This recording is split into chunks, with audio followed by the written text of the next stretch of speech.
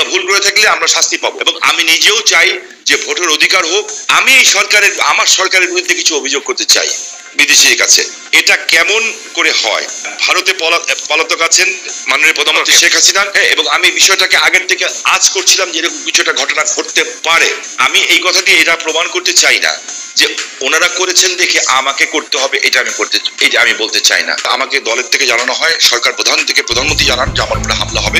It is true যে আমাকে দেশ ছেড়ে যেতে হয়েছে, এবং আমি যে দেশ ছেড়ে গেছি সেটা জাতির পিতার কন্যা মাননীয় প্রধানমন্ত্রীর একবার না কয়েকবারের নির্দেশের পরিপ্রেক্ষিতে।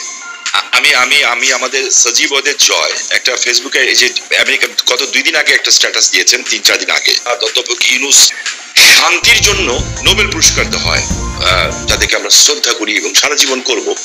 ট্রু যে এই এরা অনেক ভালো কাজ করেছে, এবং আমি নিজেও চাই যে ভোটের অধিকার হোক।